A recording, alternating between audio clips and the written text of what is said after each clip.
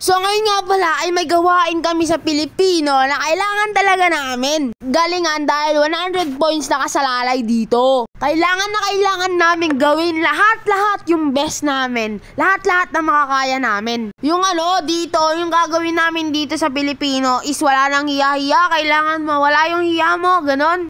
Pakapalan ng mukha and wag mo nang isipin yung hiya-hiya kasi isipin mo na lang na para sa grades to. Kaya nag-practice lang muna kami. Kasi nakagawa na rin kami ng step. Kaya madali na lang, pinagdugtong-dugtong na lang namin, ginawa namin dyan. Okay naman yung kinalabasan, yung product niya. Grabe nga sasayaw kami. Yung sasayawin nga pala namin, yung kanta ng pag kasama ka ng Gimme 5. Tsaka magbubudots kami ni Gases. Yun. Tungkol kasi, yung tema kasi namin, yung pagsasayaw namin, yung sa groupings namin is tungkol sa kasiyahan. So yan na nga pala, nag-perform na nga pala kami. Hindi ko pala sa inyo mapaparinig kasi baka maka-copyright tayo, okay? Alam nyo na yan. Yung pagkasama ka, lubos, ang saya, basta ganun. So yan yung nabili naming kanta. Kasi syempre, nagpapakita dyan ng yung kaligayahan. Hindi lang porket sa materialis na bagay, kundi sa mga tunay na kaibigan. Kaya yan yung nabili naming kanta.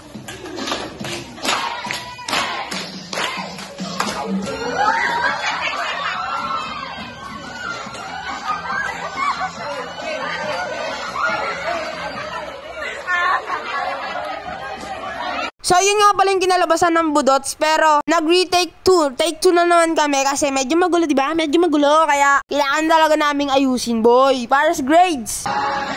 So maraming salamat nga pala sa mga kamiyembro ko, sa mga classmate ko. Dahil syempre hindi rin naman namin to magiging successful tong project namin.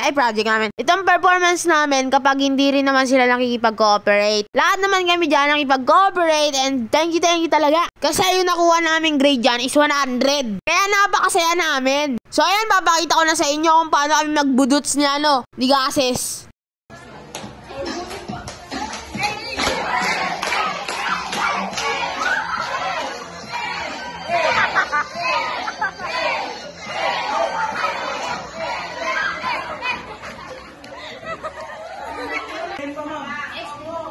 So yun yung sayang ng kanta namin, kaya yun yung napili namin dahil ang connection nito sa kasiyahan sa amin siniraw ay ang lyrics nito. Kapag kasama ka, lubos ang saya, na nagpapaiwatig na tayo ay sumasaya kapag tayo nagkakasama. Ang kaligayahan na hindi nakahanap sa material na bagay, kundi sa pagkakaroon ng tunay na kaibigan na handa kang tulungan kahit anumang sitwasyon. Ang kaligayahan sa kanta ay kapag ang magkakaibigan ay magkakasama, ang lungkot na kanilang nadarama ay napapalitan ng kasiyahan.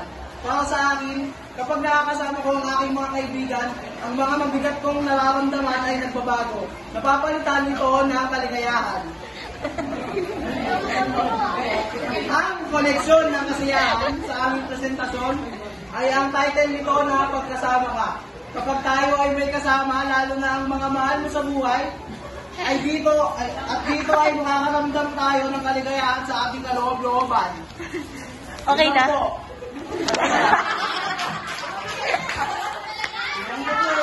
Isa pa!